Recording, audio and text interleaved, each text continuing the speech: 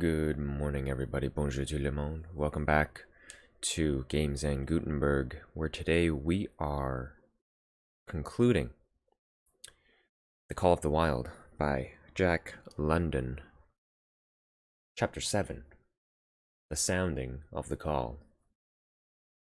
When Buck earned $1,600 in 5 minutes for John Thornton, he made it possible for his master to pay off certain debts and to journey with his partners into the East after a fabled lost mine, the history of which was as old as the history of the country. Many men had sought it, few had found it, and more than a few there were who had never returned from the quest. This lost mine was steeped in tragedy and shrouded in mystery. No one knew of the first man. The oldest tradition stopped before it got back to him.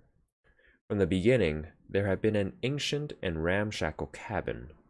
Dying men had sworn to it, and to the mine the site of which it marked, clinching their testimony with nuggets that were unlike any known grade of gold in the Northland. But no living man had looted this treasure house, and the dead were dead. Wherefore John Thornton and Pete and Hans, with Buck and half a dozen other dogs, faced into the east on an unknown trail to achieve where men and dogs as good as themselves had failed.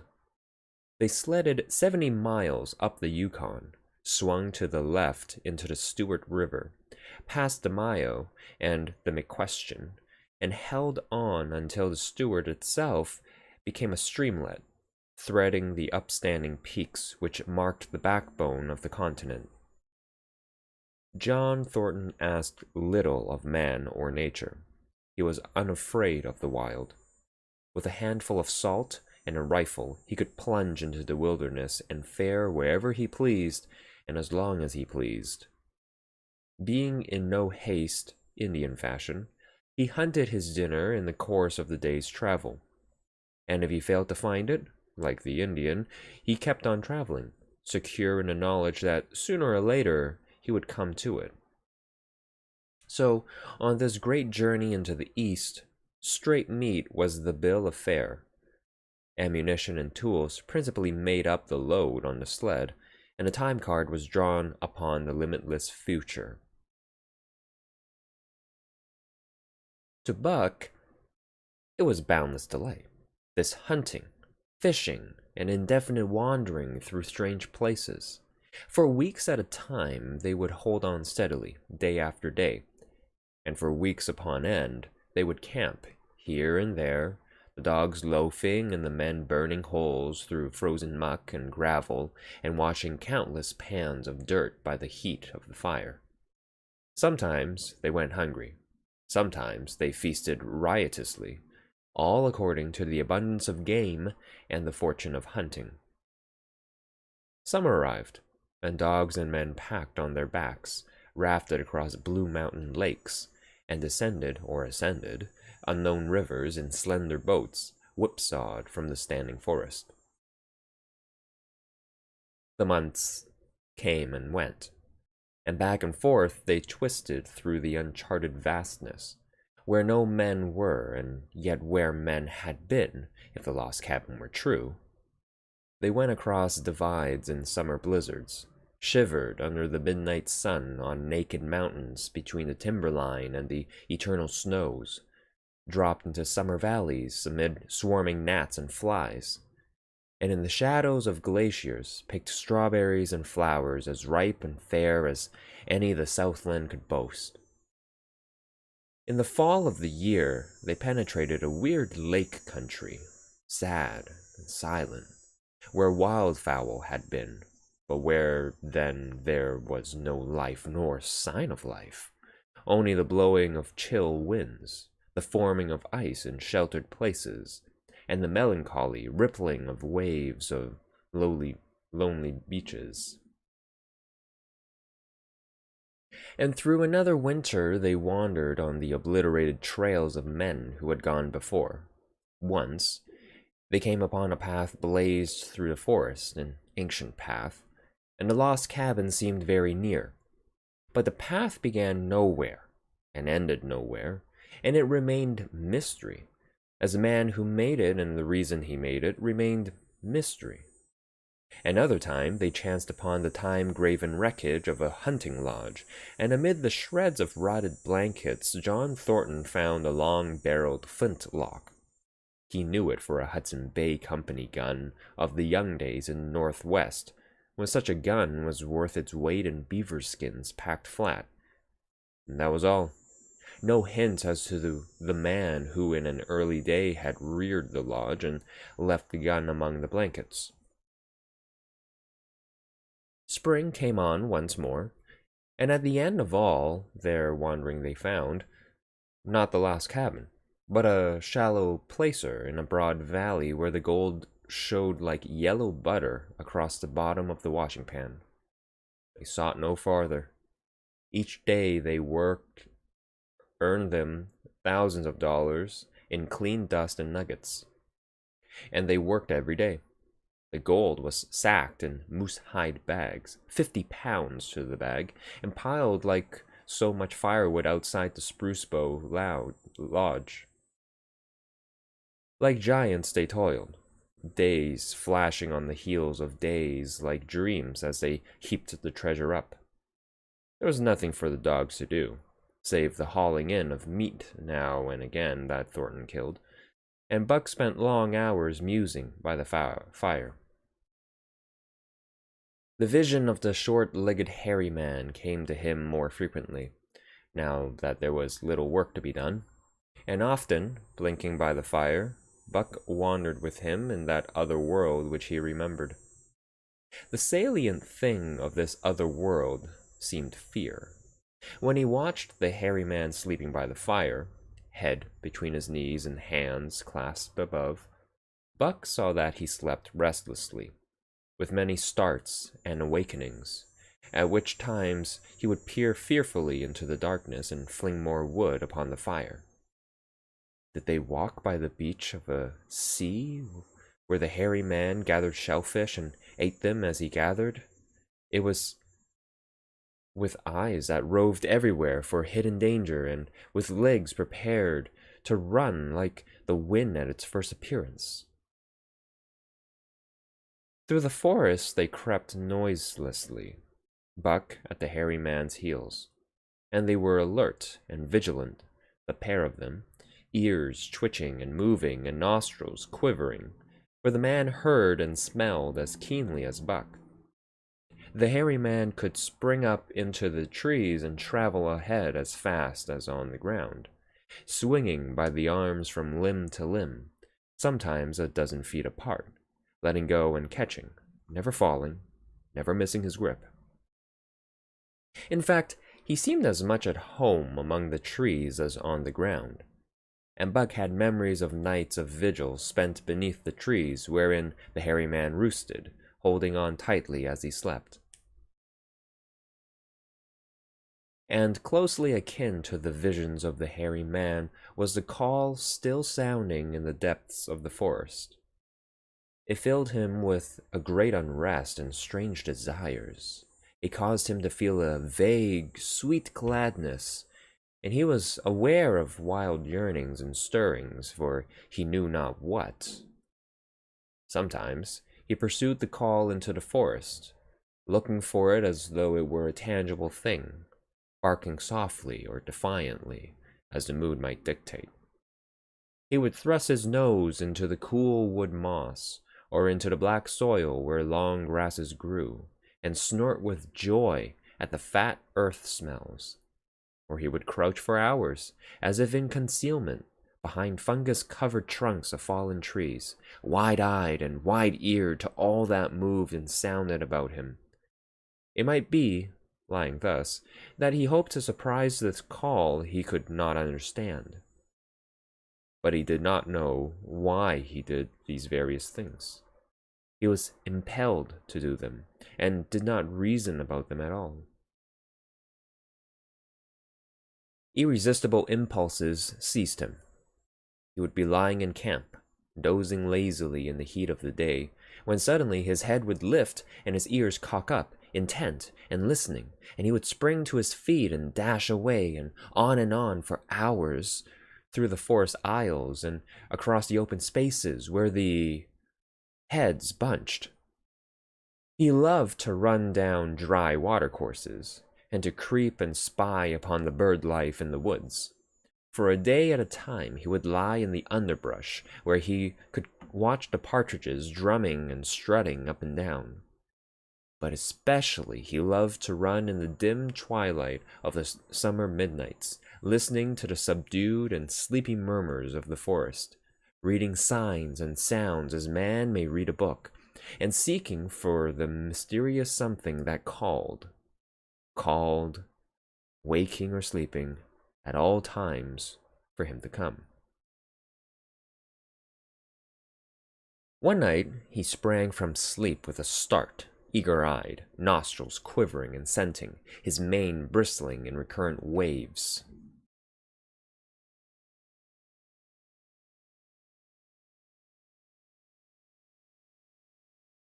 From the forest came the call, or one note of it, for the call was many-noted, distinct and definite as never before. A long-drawn howl, yet unlike any noise made by husky dog. And he knew it, in the old familiar way, as a sound heard before. He sprang through the sleeping camp, and in swift silence dashed through the woods. As he drew closer to the cry, he went more slowly, with caution in every movement, till he came to an open place among the trees, and looking out, saw, erect on haunches, with nose pointed to the sky, a long, lean timber wolf.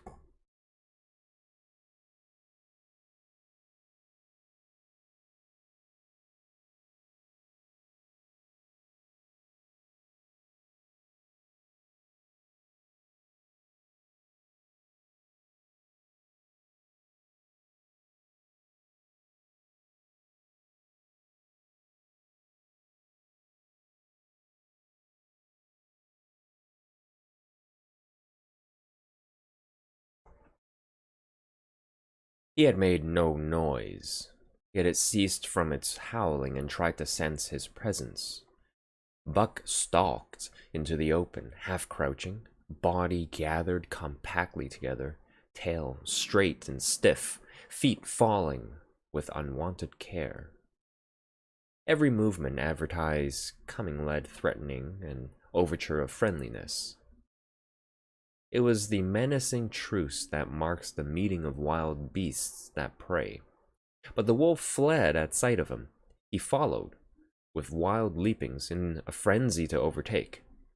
He ran him into a blind channel, in the bed of the creek where a timber jam barred the way.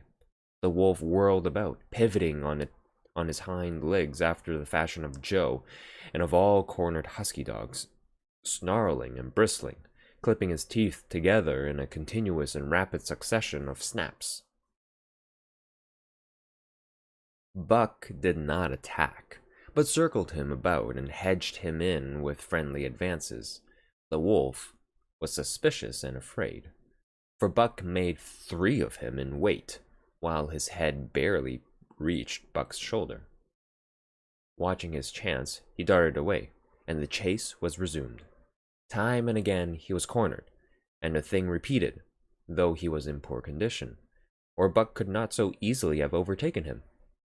He would run till Buck's head was even with his flank, when he would whirl around at bay, only to dash away again at the first opportunity. But in the end, Buck's pertinacity was rewarded, for the wolf, finding that no harm was intended, finally sniffed noses with him. Then they became friendly, and played about in a nervous, half-coy way with which fierce beasts belie their fierceness. After some time of this, the wolf started off at an easy lope in a manner that plainly showed he was going somewhere. He made it clear to Buck that he was to come, and they ran side by side through the somber twilight, straight up the creek bed, into the gorge from which it issued, and across the bleak divide where it took its rise.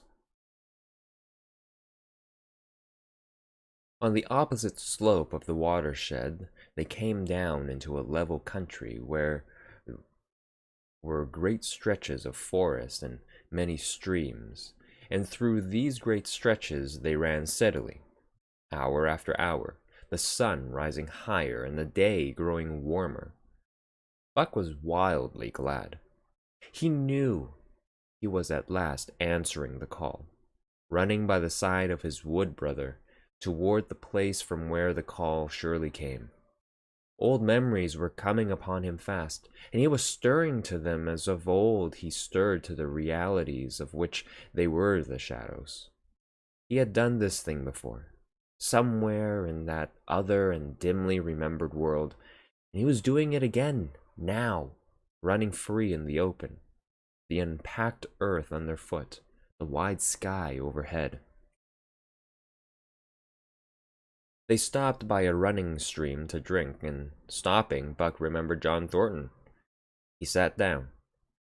The wolf started on toward the place from where the call surely came, then returned to him, sniffing noses and making actions as though to encourage him.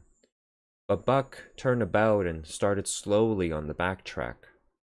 For the better part of an hour the wild brother ran by his side, whining softly.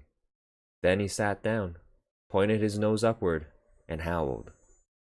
It was a mournful howl, and as Buck held steadily on his way, he heard it grow faint and fainter until it was lost in the distance. John Thornton was eating dinner when Buck dashed into camp and sprang upon him in a frenzy of affection, overturning him, scrambling upon him, licking his face, biting his hand, playing the general tomfool, as John Thornton characterized it, the while he shook Buck back and forth and cursed him lovingly. For 2 days and nights, Buck never left camp, never let John Thornton out of his sight. He followed him about at his work, watched him while he ate, saw him into his blankets at night, and out of them in the morning. But after 2 days, the call in the forest began to sound more imperiously than ever. Buck's restlessness came back on him, and he was haunted by recollections of the wild brother, and of the smiling land beyond the divide, and the run side by side through the wide forest stretches. Once again he took to wandering in the woods, but the wild brother came no more, and though he listened through long vigils, the mournful howl was never raised. He began to sleep out at night, staying away from camp for days at a time, and once he crossed the divide at the head of the creek and went down into the land of timber and streams.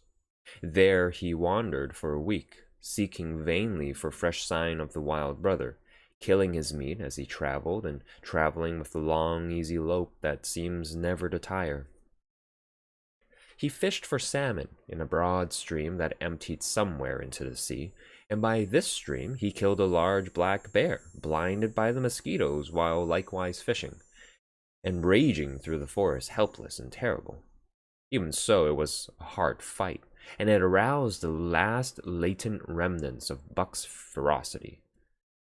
And 2 days later, when he returned to his kill and found a dozen wolverines quarreling over the spoil, he scattered them like chaff, and those that fled left 2 behind who would quarrel no more. The blood longing became stronger than ever before.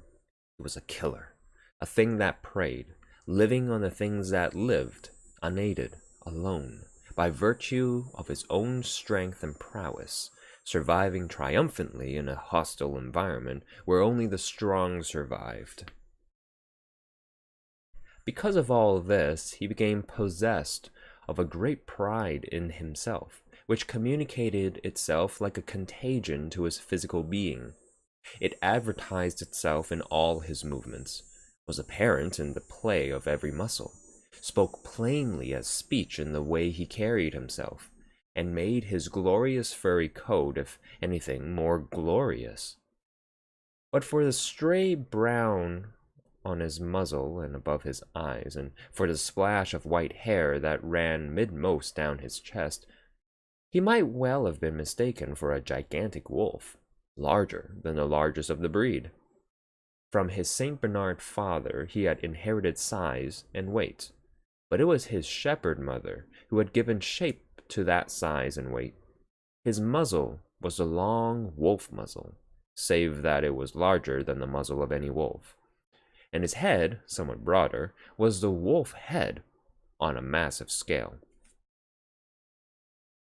His cunning was wolf cunning and wild cunning, his intelligence, shepherd intelligence, and St. Bernard intelligence.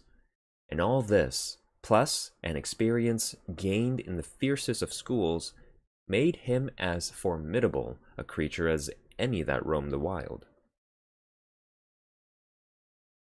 A carnivorous animal living on a straight meat diet, he was in full flower, at the full tide of his life, overspilling with vigor and virility. When Thornton passed a caressing hand along his back, a snapping and crackling followed the hand, each hair discharging its pent magnetism at the contact.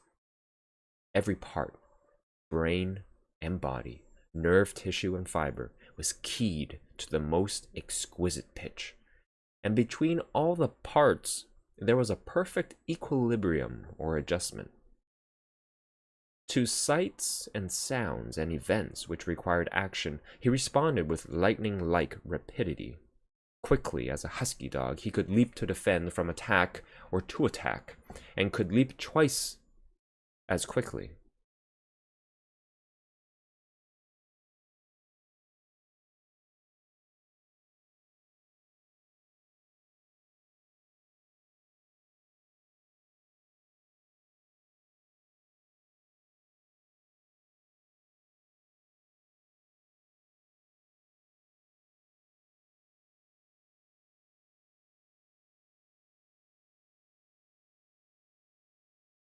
He saw the movement, or heard sound, and responded in less time than another dog required to compass the mere seeing or hearing.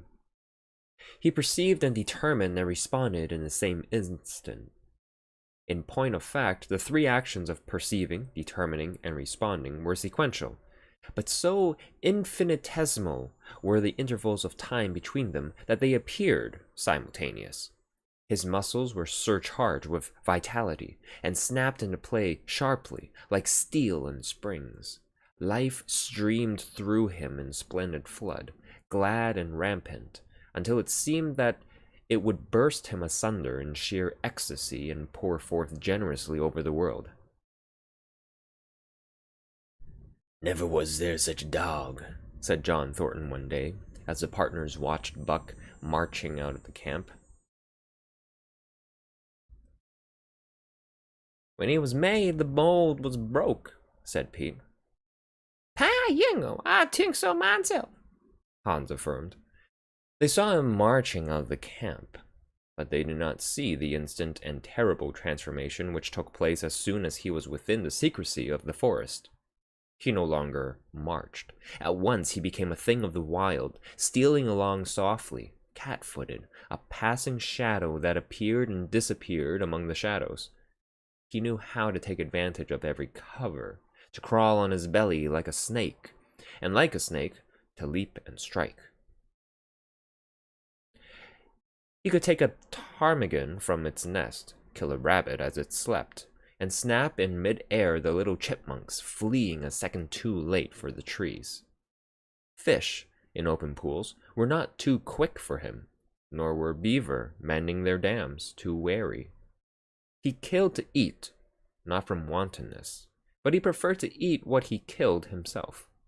So a lurking humor ran through his deeds, and it was his delight to steal upon the squirrels, and, when he all but had them, to let them go, chattering in mortal fear to the treetops. As the fall of the year came on, the moose appeared in greater abundance, moving slowly down to meet the winter in the lower and less rigorous valleys. Buck had already dragged down a stray part-grown calf, but he wished strongly for larger and more formidable quarry, and he came upon it one day on the divide at the head of the creek. A band of 20 moose had crossed over from the land of streams and timber, and chief among them was a great bull. He was a savage temper, and standing over 6 feet from the ground, was as formidable an antagonist as even Buck could desire. Back and forth the bull tossed his great palmated antlers, branching to 14 points and embracing 7 feet within the tips. His small eyes burned with a vicious and bitter light, while he roared with fury at sight of Buck. From the bull's side, just forward of the flank, protruded a feathered arrow end, which accounted for his savageness. Guided by that instinct which came from the old hunting days of the primordial world, Buck proceeded to cut the bull out from the herd. It was no slight task. He would bark and dance about in front of the bull, just out of reach of the great antlers and of the terrible splay hoofs, which could have stamped his life out with a single blow. Unable to turn his back on the fanged danger and go on, the buck would be driven into paroxysms of rage. At such moments, he charged Buck, who retreated craftily, luring him on by a simulated inability to escape.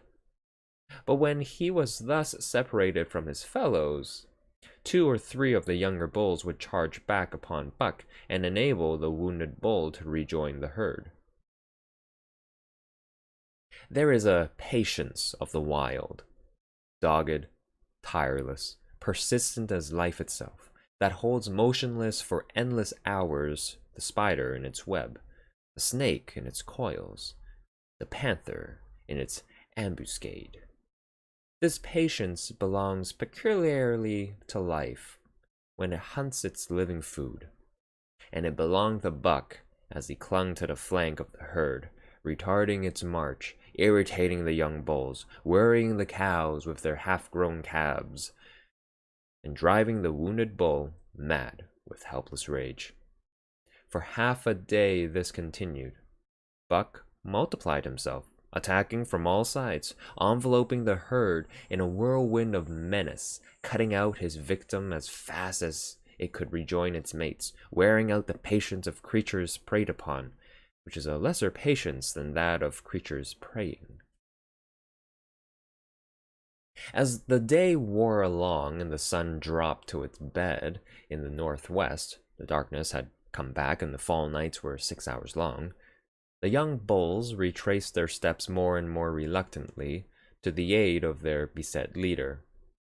The downcoming winter was harrying them on to the lower levels, and it seemed they could never shake off this tireless creature that held them back. Besides, it was not the life of the herd or of the young bulls that was threatened. The life of only one member was demanded, which was a remoter interest than their lives, and in the end they were content to pay the toll. As twilight fell, the old bull stood with lowered head, watching his mates, the cows he had known, the calves he had fathered, the bulls he had mastered, as they shambled on at a rapid pace through the fading light. He could not follow, for before his nose leaped the merciless fanged terror that would not let him go. 300 weight more than half a ton he weighed. He had lived a long, strong life, full of fight and struggle, and at the end he faced death at the teeth of a creature whose head did not reach beyond his great knuckled knees. From then on, night and day, Buck never left his prey, never gave it a moment's rest, never permitted it to browse the leaves of trees or the shoots of young birch and willow, nor did he give the wounded bull opportunity to slake his burning thirst in the slender, trickling streams they crossed. Often, in desperation, he burst into long stretches of flight. At such times, Buck did not attempt to stay him, but loped easily at his heels, satisfied with the way the game was played, laying down when the moose stood still, attacking him fiercely when he strove to eat or drink. The great head drooped more and more under its tree of horns, and the shambling trot grew weak and weaker.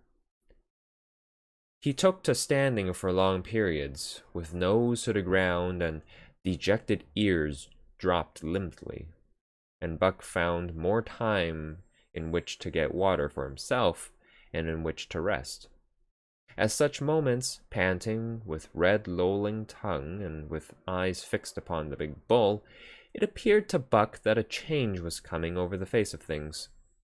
He could feel a new stir in the land.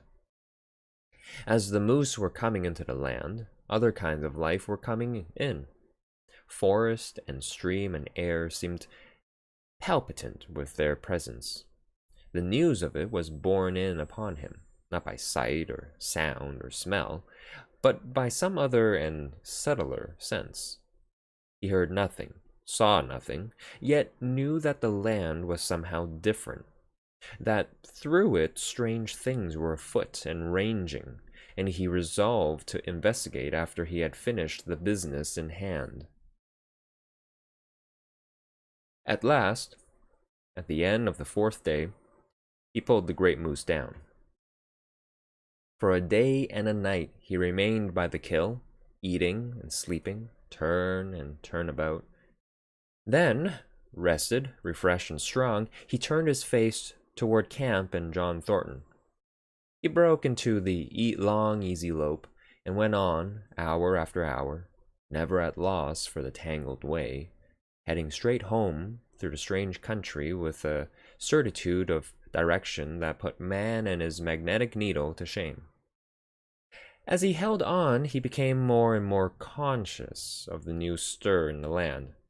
There was life abroad in it, different from the life which had been there throughout the summer. No longer was this fact borne in upon him in some subtle, mysterious way. The birds talked of it, the squirrels chattered about it, the very breeze whispered of it. Several times he stopped and drew in the fresh morning air in great sniffs, reading a message which made him leap on with greater speed. He was oppressed with a sense of calamity happening, if it were not calamity already happened, and as he crossed the last watershed and dropped into the valley toward camp, he proceeded with greater caution.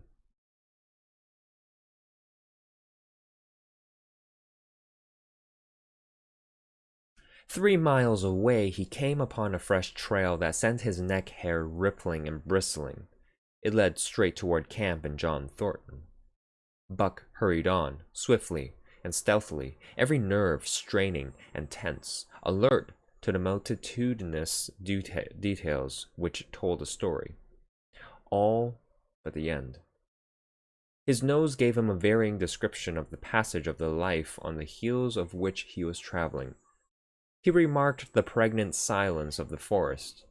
The bird life had flitted. The squirrels were in hiding. One only he saw, a sleek gray fellow, flattened against a gray dead limb so that he seemed a part of it, a woody excrescence upon the wood itself.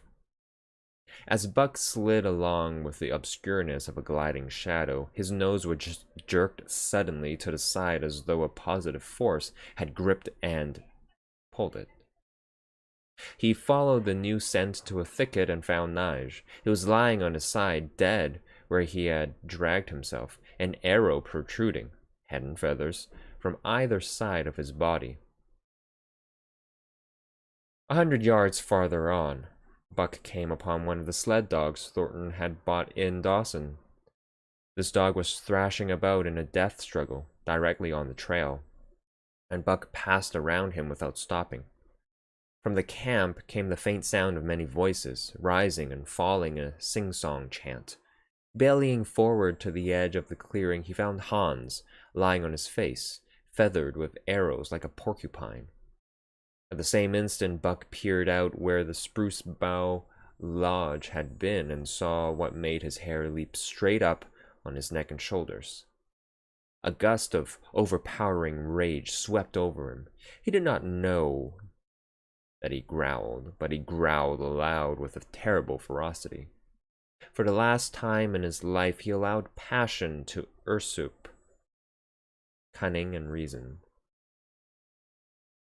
And it was because of his great love for John Thornton that he lost his mind. The Yeehats were dancing about the wreckage of the Spruce Bow Lodge when they heard a fearful roaring and saw rushing upon them an animal the like of which they had never seen before. It was Buck, a live hurricane of fury, hurling himself upon them in a frenzy to destroy. He sprang at the foremost man, who was the chief of the Yeehats, ripping the throat wide open till the rent jugular spouted a fountain of blood. He did not pause to worry the victim, but ripped in passing, with the next bound tearing wide the throat of a second man. There was no withstanding him. He plunged about in their very midst, tearing, rending, destroying, in constant and terrific motion which defied the arrows they discharged at him. In fact, so inconceivably rapid were his movements, and so closely were the Indians tangled together, that they shot one another with the arrows. And one young hunter, hurling a spear at Buck in mid-air, drove it through the chest of another hunter with such force that the point broke through the skin of the back and stood out beyond. Then a panic seized the Yeehats, and they fled in terror to the woods, proclaiming as they fled the advent of the evil spirit. And truly, Buck was the fiend incarnate, raging at their heels and dragging them down like deer as they raced through the trees. It was a fateful day for the Yeehats. They scattered far and wide over the country, and it was not till a week later that the last of the survivors gathered together in a lower valley and counted their losses. As for Buck, wearying of the pursuit, he returned to the desolated camp. He found Pete where he had been killed in his blankets in the first moment of surprise. Thornton's desperate struggle was fresh written on the earth, and Buck scented every detail of it down to the edge of a deep pool. By the edge, head and 4 feet in the water, lay Skeet, faithful to the last. The pool itself, muddied and discolored from the sluice boxes, effectually hid what it contained, and it contained John Thornton.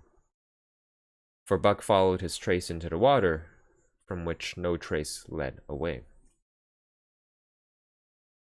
All day, Buck brooded by the pool or roamed restlessly about the camp.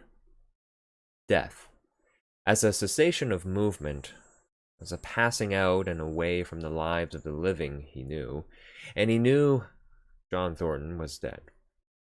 It left a great void in him, somewhat akin to hunger, but a void which ached and ached, and which food could not fill.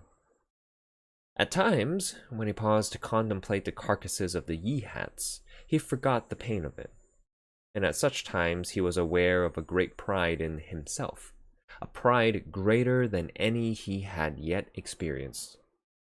He had killed man, the noblest game of all, and he had killed in the face of the law of club and fang. He sniffed the bodies curiously. They had died so easily. It was harder to kill a husky dog than them. They were no match at all, were it not for their arrows and spears and clubs. Thenceforward, he would be unafraid of them, except when they bore in their hands their arrows, spears, and clubs.